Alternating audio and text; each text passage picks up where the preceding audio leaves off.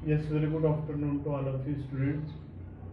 Last time हम लोगों की डिस्कशन जो है यूनिट फर्स्ट को लेके चल रही थी, और यूनिट फर्स्ट में जो कुछ इम्पोर्टेंट टॉपिक थे उस पर हम लोगों ने डिस्कशन किया था, है ना।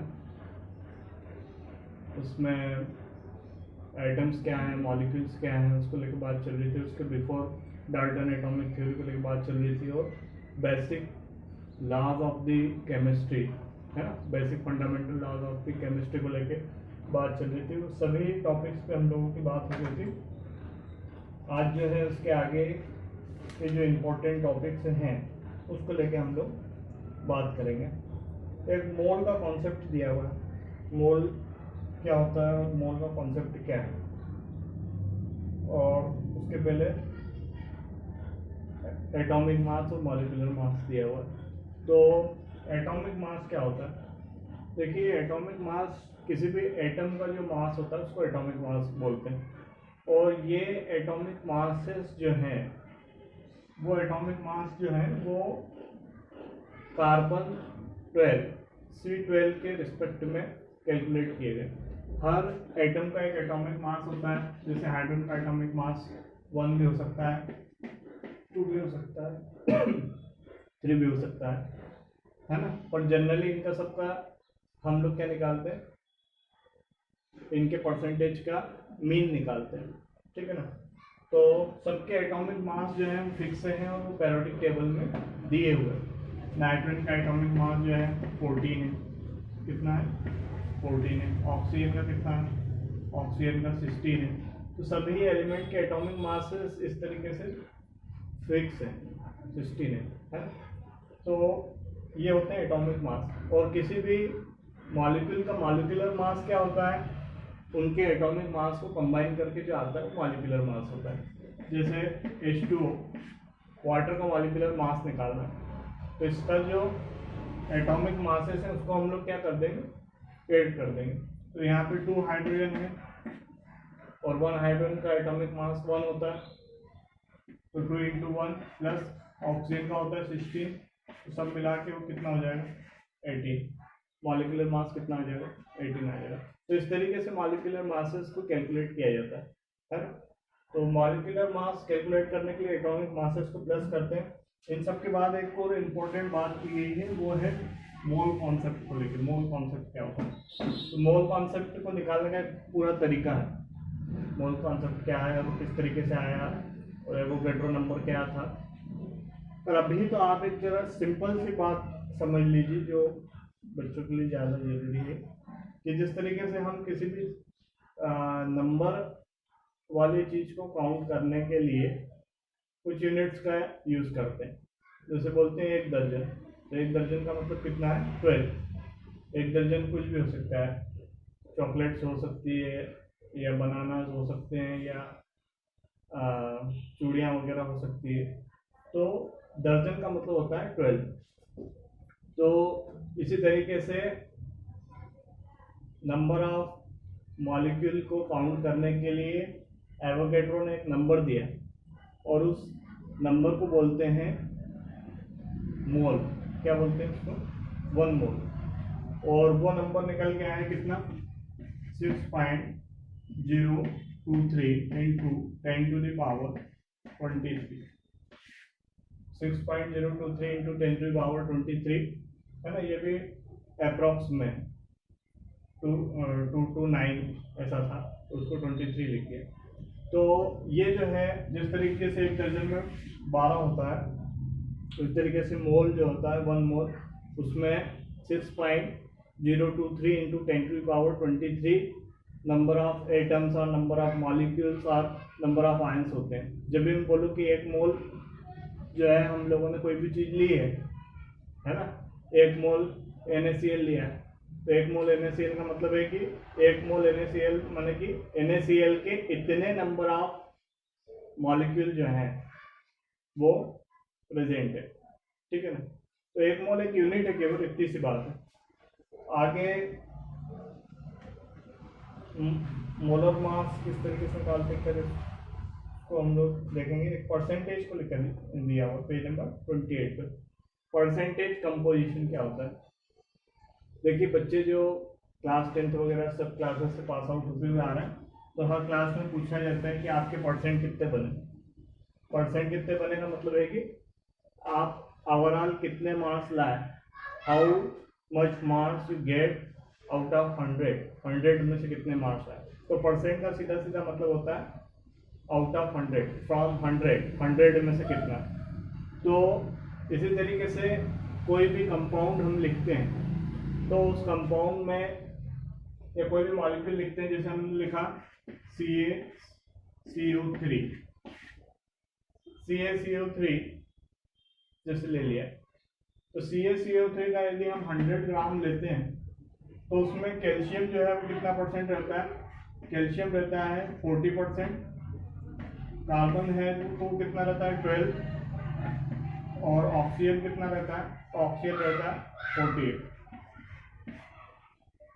यानी कि आप 100 ग्राम यदि CaCO3 कैल्शियम कार्बोनेट लेते हैं तो उसमें कैल्शियम रहता है 40%, कार्बन रहता है उसमें 12% और ऑक्सीजन रहता है 48%। तो हर चीज, हर कंपाउंड में एलिमेंट का जो परसेंटेज है बताता है कि वो कितना है, उसमें 100 में से उसका कितना पार्ट है, तो उसको बोलते हैं परसेंटेज कंपोजिशन। तो हमको अलग अलग एलिमेंट में परसेंटेज कंपोजिशन निकालना रहते हैं। अभी एक क्वेश्चन दिया है, calculate the percentage composition of the potassium chloride,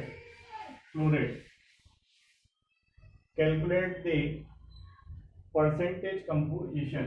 question लिखा हुआ है पेज नंबर 28 पे, देखें आप लोग क्या लिखा हुआ है, calculate the percentage composition, calculate the percentage composition in potassium chlorate KClO3, potassium chlorate में आपको परसेंटेज कंपोजिशन निकालना है। तो परसेंटेज कंपोजिशन कैसे निकालेंगे इसको देखना है ना। तो इसमें और ब्रैकेट में दिया हुआ है एलिमेंट्स के एटॉमिक मासेस भी दिए हुए। पोटेशियम का एटॉमिक मास कितना होता है, पोटेशियम का एटॉमिक मास होता है 39, क्लोरीन का होता है 35.5 और इस तरीके से ऑक्सीजन का होता है 16। तो ये इन्होंने दे रखे हैं। अब आपको क्या करना है, परसेंटेज कंपोजिशन निकालना है। मतलब ये कि ये 100 ग्राम यदि ये हो बाय द वे, तो 100 ग्राम KClO3 में पोटेशियम कितने ग्राम होगा, Cl कितने ग्राम होगा, ऑक्सीजन कितने ग्राम होगा, ये बात आप लोगों को कैलकुलेट करना, ठीक है ना। तो निकाल रहे हैं ये लोग। अब इसके पहले ये लोग क्या निकालेंगे, KClO3 का मॉलिक्यूल का मॉलिक्यूलर मास निकालेंगे। पोटेशियम 8 है तो 39 आ जाएगा, एक ही टाइम में, तो मल्टीप्लाई में 1 कर देंगे। प्लस क्लोरीन है, क्लोरीन कितना है 1 टाइम ही है, और 1 क्लोरीन का जो एटॉमिक मास होता है वो कितना होता है 35.5 इंटू 1, क्योंकि 1 टाइम ही है, एक ही क्लोरीन है। ऑक्सीजन जो है उसका कितना है 16, और ऑक्सीजन कितना टाइम है 3 टाइम, तो 16 इंटू 3 ये रख देंगे, और इन सबका मल्टीप्लाई और एडिंग करके जो आंसर आएगा वो कितना आएगा 122.5, ये आंसर आ गया, ठीक है। अब अपने को निकालना है amount of K in 100 gram KClO3। तो amount of K, amount of K in 100 gram KClO3, तो कितना निकल के आएगा, जो टोटल है उसमें निकालेंगे। टोटल में कितना है, ये 39 है, कितने में 122.5 में, और 100 ग्राम में निकालना है तो अपन कितना कर देंगे 100 कर देंगे, ठीक है। तो परसेंटेज निकल के आएगा, कितना निकल के आ रहा है इनका, परसेंटेज निकल के आ रहा है 31.8 ग्राम, 31.8 ग्राम निकल के आ रहा है परसेंटेज। तो तो कितना हुआ percent amount of the potassium is equal to 31.8% है। मतलब 100 ग्राम KClO3 रहेगा तो उसमें पोटेशियम कितना रहेगा 31.8 ग्राम रहेगा। ठीक, दूसरा सबके निकालना है हमको, परसेंटेज कंपोजिशन में मतलब कि सबके निकालेंगे। क्लोरीन का निकालते हैं। क्लोरीन का कितना है, क्लोरीन का आ रहा है कितना 35.5, तो निकालते हैं परसेंटेज कंपोजिशन। ये ऐसा कैसे लिखेंगे, amount of chlorine in 100 gram KClO3, amount of potassium की जगह क्या जाएगा केवल chlorine in 100 gram KClO3 is equal to कितना हो जाएगा 35.5 अपॉन 122.5 इंटू 100, और इसको जब ये डिवाइड करके निकालेंगे तो कितना आ रहा है 29%। कितना आ रहा है 29%। तो क्लोरीन का परसेंटेज भी आ गया 29%। इस तरीके से हम लोग ऑक्सीजन का निकालेंगे। ऑक्सीजन कितना है 16 3 या 48, तो 48 ग्राम है। 122.5 में कितने ग्राम है 48 ग्राम, तो 1 ग्राम के लिए निकाल लेते हैं कितना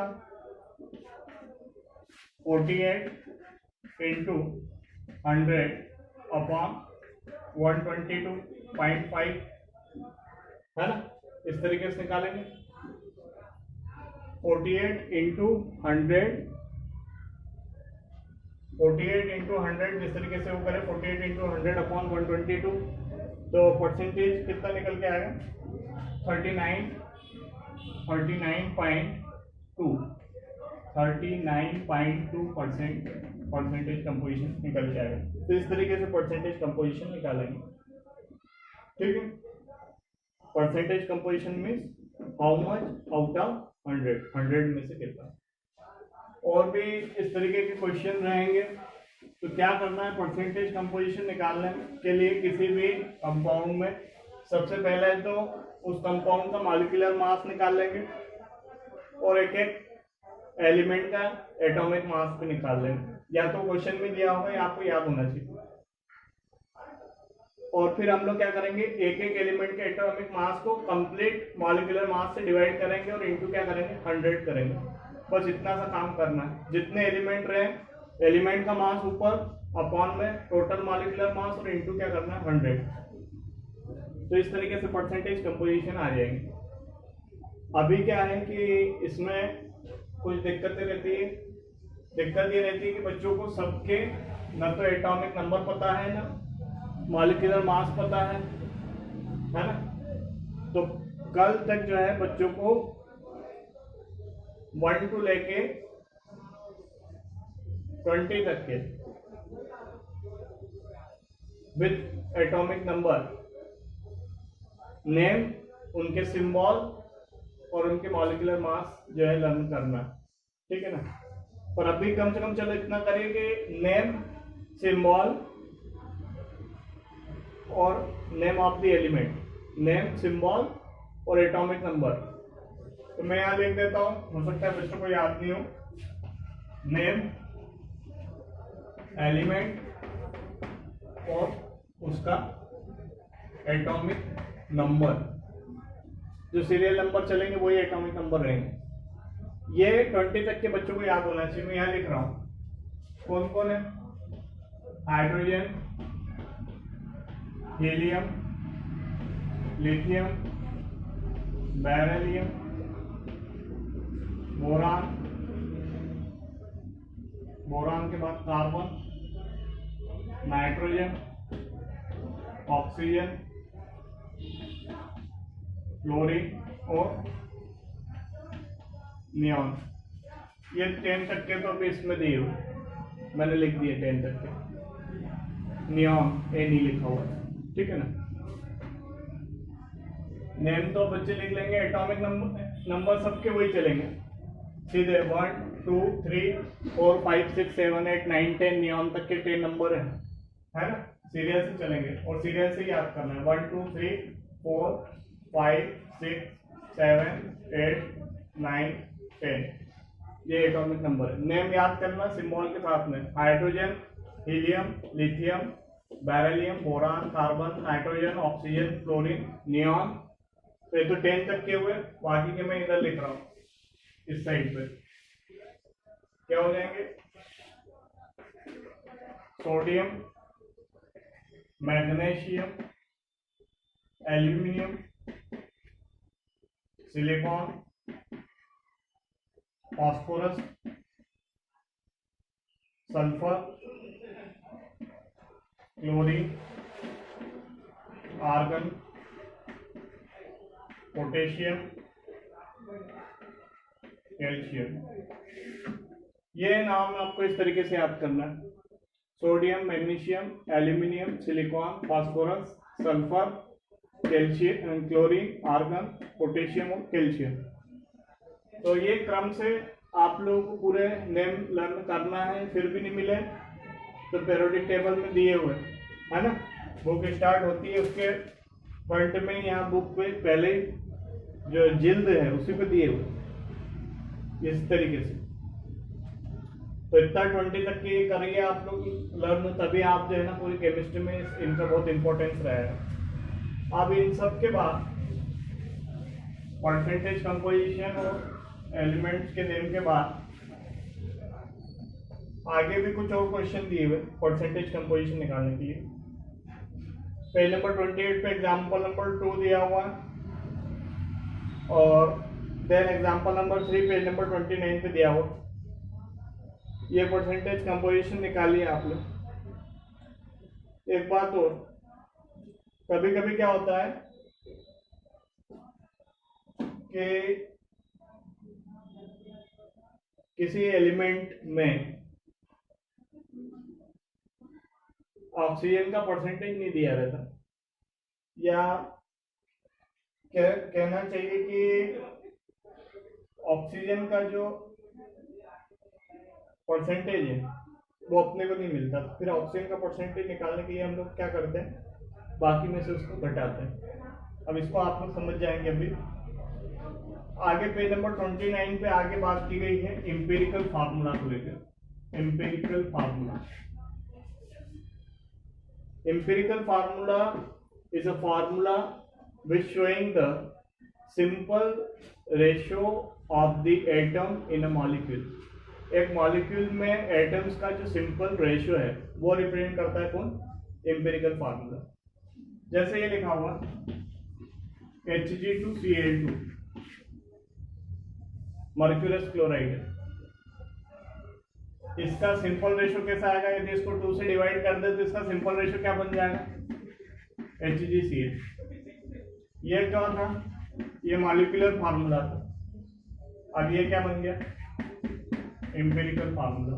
तो empirical formula is a formula which showing the simple ratio of the atoms in molecule. Atoms में प्रेजेंट, मॉलिक्यूल में प्रेजेंट एटम्स का सिंपल रेशियो रिप्रेजेंट करता है तो एम्पिरिकल फार्मूला, है ना।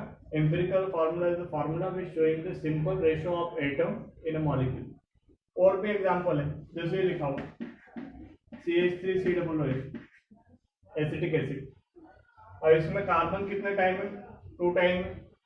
हाइड्रोजन कितने टाइम है? 3 और 1 4 टाइम। तो लिखते आते हैं कार्बन 2 टाइम, हाइड्रोजन 4 टाइम, और ऑक्सीजन कितने टाइम है? ऑक्सीजन भी 2 टाइम है, ऑक्सीजन भी 2 टाइम देती है। तो C2H4O2, इसका सिंपल रेशियो, इसको 2 से डिवाइड कर दे तो इसका सिंपल रेशियो क्या बन जाएगा? इसका सिंपल रेशियो बन जाएगा CH2O, ये सिंपल रेशियो बन जाएगा। तो इस तरीके से सिंपल रेशियो निकालेंगे हम एम्पिरिकल फार्मूला में। अब जो है इसके इसी तरीके से कुछ और क्वेश्चन भी दिए हुए